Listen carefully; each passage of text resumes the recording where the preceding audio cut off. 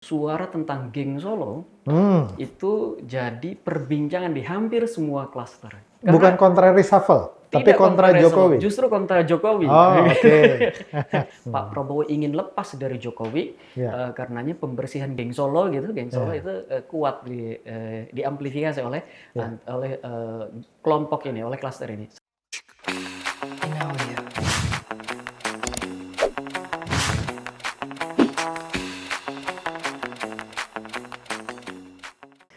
Hai Sobat Politician Academy, bertemu lagi dengan kami di dalam segmen Kata Pak D, Politician Academy dan Donon Emprit.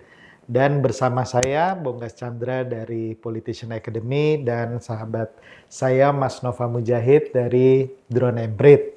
Apa kabar Mas? Alhamdulillah baik Pak Bonggas. Pak Bonggas Siap, baik juga ya. sehat, Alhamdulillah.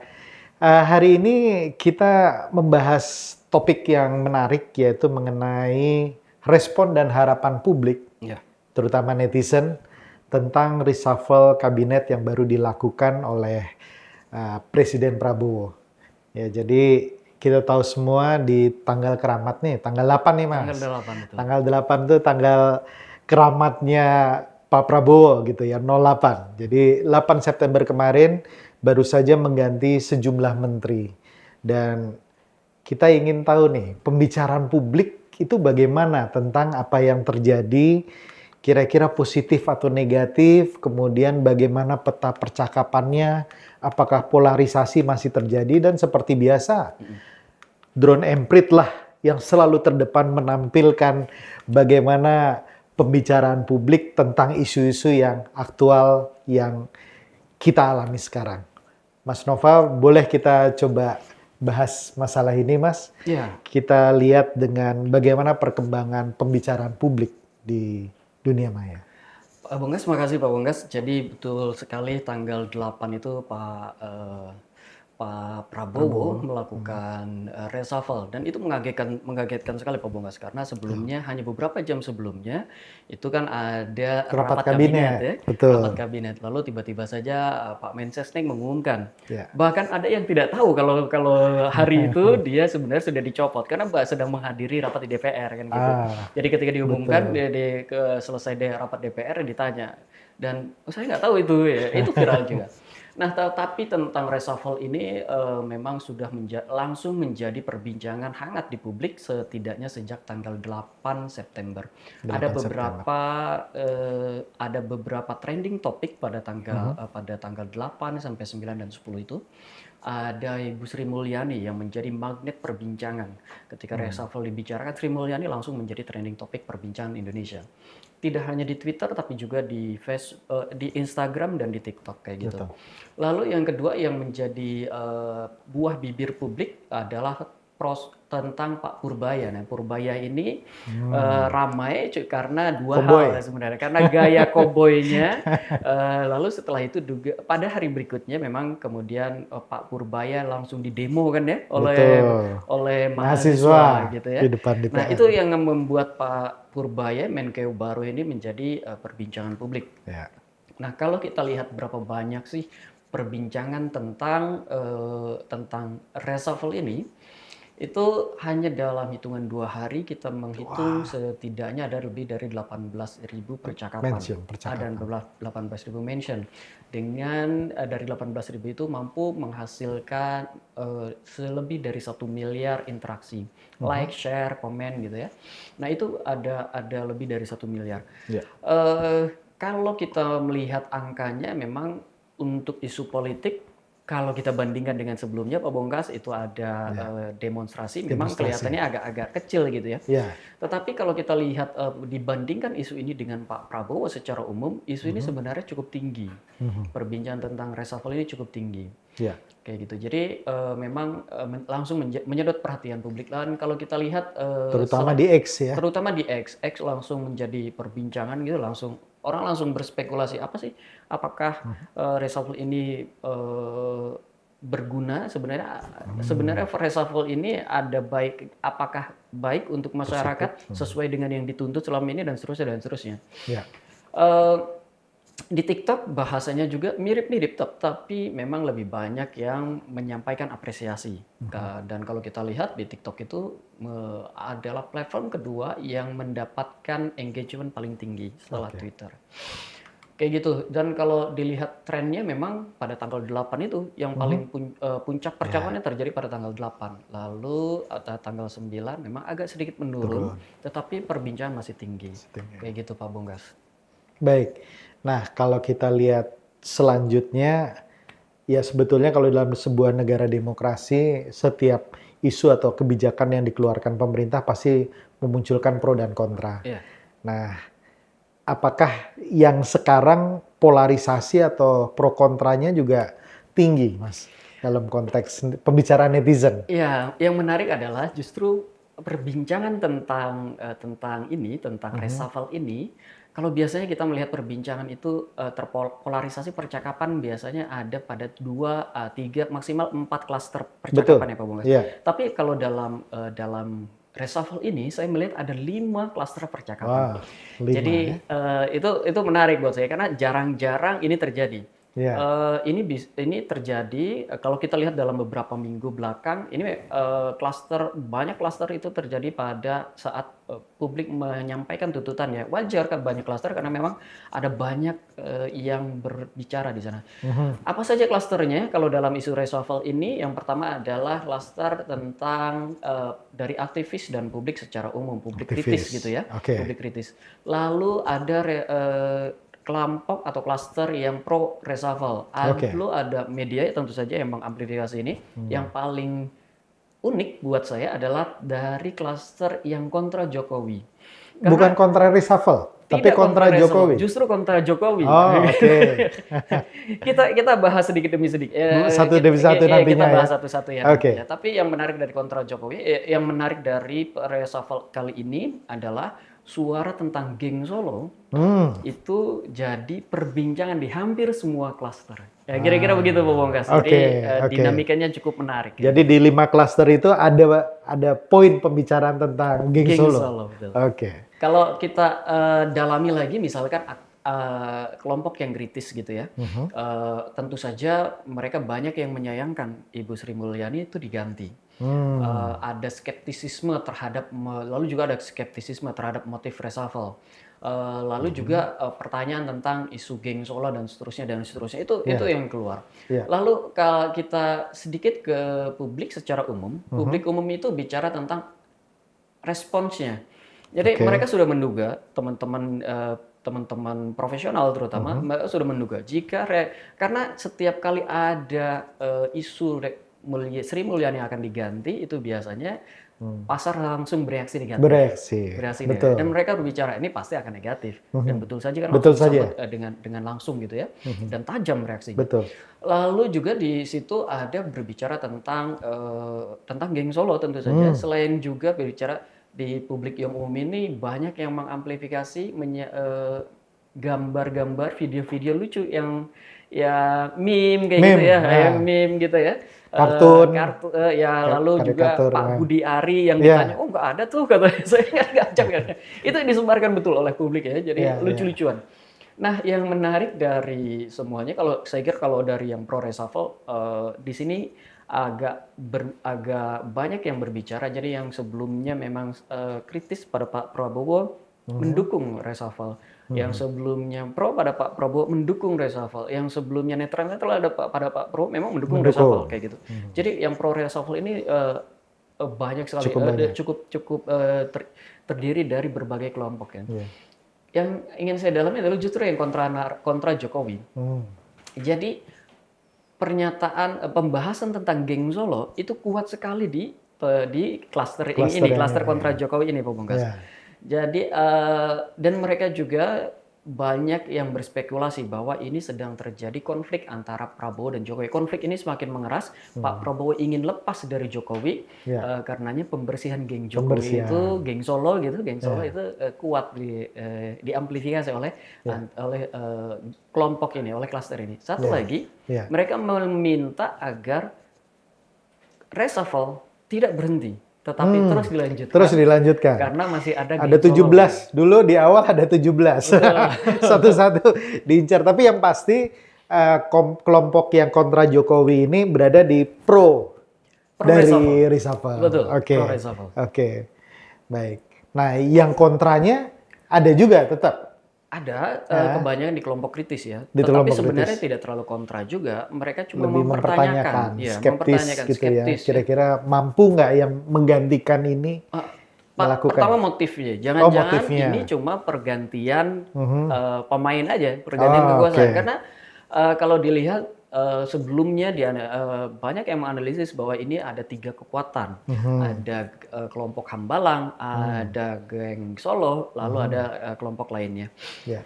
Nah, kalau sekarang dengan berkurangnya kelompok geng Solo ini berarti sedang dan diganti dengan kelompok-kelompok dari Hambalang. Jadi ada yang bicara juga tentang ini sebenarnya sedang memperkuat geng Hambalang saja. Orang-orangnya tuh juga si ini binaan si ini gitu, ini ganti pemain saja. Ada yang begitu. Lalu juga ada yang mengatakan dalam sejarah Republik sudah sering kali terjadi perubahan-perubahan atau reshuffle.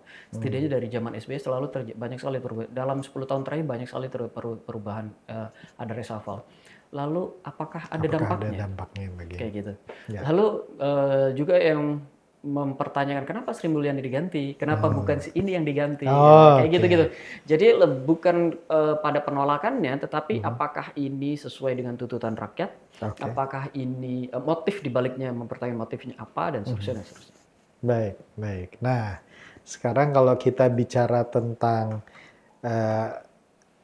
emosi, gitu ya. Emosi apa yang paling banyak muncul dalam konteks ini, gitu ya? Kalau kemarin demo kan ada kekecewaan, ada kesedihan, ada kemarahan. Nah, kira-kira dalam konteks ini yang ditangkap oleh Drone Emprit seperti apa emosinya?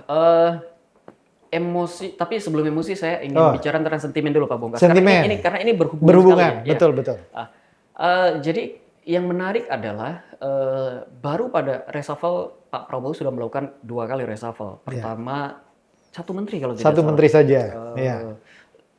Dan respon publik cukup bagus terhadap reshuffle yang pertama. Tetapi yang kedua ini respon publik beragam. Media sendiri lebih banyak memberitakan, memframing tentang reshuffle ini dalam nada-nada yang netral. Meskipun pembacaan saya, media sebenarnya sedang bertanya apa yang sedang Pak Prabowo lakukan. Mau bilang kok ya orang-orangnya itu aja, tetapi dengan nada yang dengan framing yang lebih netral lah gitu. Jadi meskipun lebih banyak positif kelihatannya, tetapi media sebenarnya mengambil jarak dari pertengkaran politik yang sedang terjadi di dalam kubu Pak Prabowo gitu, Pak Jokowi dan seterusnya dan teman-temannya. Lalu kalau publik itu justru rata antara positif, negatif dengan netral. Artinya apa? Betul ada skeptisisme, betul ada kepercayaan, lalu juga ada kekecewaan. Kecewa karena ini sebenarnya tidak terjadi. Geng Solo tidak berhenti di sini. Geng Solo masih cukup kuat. Harusnya ini yang diganti kayak gitu. Atau percaya bahwa alhamdulillah akhirnya ada perubahan di Jadi tetap ada harapan juga di situ. Tapi tetap ada harapan juga kayak kita. Tapi secara umum itu menunjukkan bahwa kondisi publik, suasana batin publik adalah masih menunggu. Ini kita konfirmasi kemudian dengan emosi yang tampil ya dalam percakapan. Yang pertama emosi yang langsung muncul adalah kaget, surprise gitu, kaget. Sebenarnya kaget karena Pak Prabowo melakukan reshuffle ini kan mendadak. Baru beberapa jam sebelumnya ada rapat kabinet lalu kemudian diumumkan ada reshuffle kayak gitu. Walaupun sebelumnya juga masyarakat juga banyak yang menuntut reshuffle juga sebelumnya. Betul. Cuman timingnya kok tiba-tiba terkesan tiba-tiba begitu ya. Karena kayaknya baik-baik saja gitu. Ada rapat kabinet kok tiba-tiba reshuffle. Itu yang pertama. Lalu kedua kaget karena ada dua tokoh kunci dalam reshuffle itu. Pertama Ibu Sri Mulyani, yang kedua Pak Budi Gunawan, Menko Polkam. Dua tokoh kunci ini adalah satu Ibu Sri Mulyani adalah orang yang saya kira banyak sekali fansnya. Dia aktif di media sosial, lalu dia juga cukup baik dalam menyampaikan kebijakan-kebijakannya. Jadi penilaian terhadap Ibu Sri Mulyani cukup baik. Yang kedua adalah pencopotan Budi Gunawan. Budi Gunawan banyak yang menilai adalah representasi dari PDIP gitu. Jadi ketika dicopot, apa yang sedang dilakukan oleh Pak Prabowo? Apakah dia sedang menjaga jarak juga dengan PDIP? Kira-kira begitu. Nah, itu yang menjadi kegiatan publik. Tapi juga publik juga banyak yang berharap sebenarnya. Banyak berharap agar kabinet baru ini dapat memulihkan kondisi yang dalam beberapa hari ini kacau gitu ya. Juga berharap agar tidak berhenti reshuffle ini. Memang belum berhenti ya, karena masih ada 2 yang belum diisi. Tapi publik menginginkan bukan hanya 2 itu, masih ada lagi gitu ya. Berseri. Ada lagi. Pembersih ini harus dibersihkan. Pak Prabowo harus dibersihkan dari unsur-unsur lama kira-kira gitu. Agar dia mandiri dan dari sang mantan. Padahal harusnya nggak boleh disebut mantan juga. Dia tetap presiden ke-7. Betul. Lalu yang juga banyak yang percaya, tapi percaya ini saya lihat ada yang percaya betul dan justru negatif ya. Artinya ragu atau tidak percaya. Percaya bahwa Pak Prabowo sedang membersihkan geng Solo itu cukup tinggi dalam percakapan. Juga optimis bahwa kabinet yang ini akan kuat gitu ya. Lalu tapi juga banyak yang ragu. Apakah Pak Purbaya akan mampu mengelola keuangan seprudent Bu Sri Mulyani? Ya. Terlebih Pak Purbaya hanya dalam hitungan jam langsung membuat blunder gitu jadi jadi langsung bertanya-tanya apa mungkin dia termasuk anaknya. Iya. Jadi begitu. Juga yang ragu apakah reshuffle ini sebenarnya menjawab kebutuhan rakyat. Jadi kalau kita lihat dari situ emosi dan sentimen publik kita bisa duga bahwa sebenarnya meskipun ada optimisme ini akan membawa ini ada perubahan dalam kabinet Pak Prabowo, tetapi publik juga rupa-rupanya masih berharap ini tidak ongoing proses gitu, perbaikan pada pemerintahan itu masih terus terjadi dan menunggu. Posisi grey-nya kan tinggi tuh. Mereka menunggu sebenarnya apakah narasi harus dibuktikan. Betul. Kalau nggak salah X speaks louder than voice gitu ya. Betul ya. Terlebih kemarin di Senayan sendiri Pak Purbaya sudah menjelaskan gitu ya bagaimana cara dia memandang ekonomi dan krisis ekonomi yang terjadi kemarin, dan kita melihat perbedaan yang cukup mencolok dari apa yang selama ini diyakini oleh perspektifnya Bu Sri gitu ya. Jadi ini menarik gitu.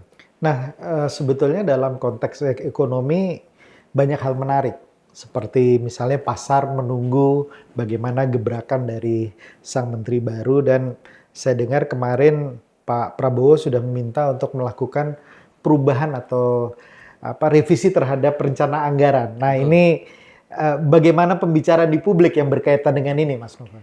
Ya, banyak sekali yang disampaikan oleh publik sebenarnya. Tapi kalau kita peras gitu, fenomenanya yang pertama itu sebenarnya tentang perbincangan tentang Ibu Sri Mulyani. Dalam hal ini adalah Menteri Keuangan ya. Betul.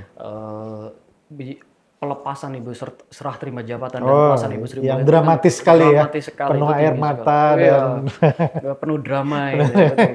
Nah itu yang menjadi magnet perbincangan publik tentang reshuffle. Tetapi selain itu kemudian kita bergeser pada Pak Purbaya pengganti Ibu Sri Mulyani. Kalau tentang karena tentang ekonomi kan kompleks sekali ya. Betul. Dan ketika sertijab itu dibingkai dengan sedemikian dramatisnya, seolah-olah perbincangan menjadi isu ekonomi yang kompleks itu seolah-olah menjadi isu yang drama gitu, sifatnya dramatik.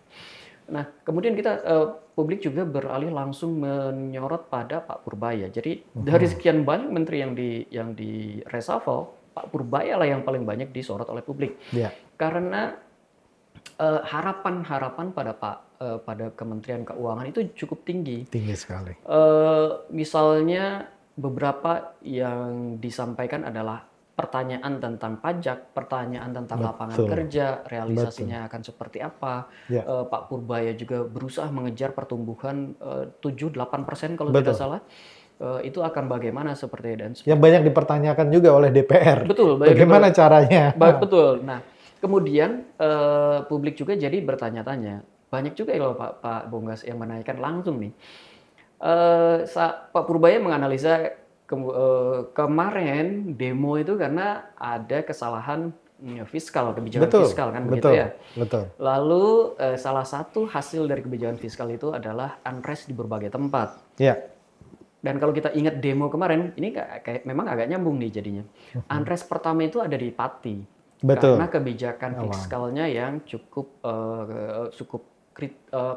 kebijakan inefisiensi.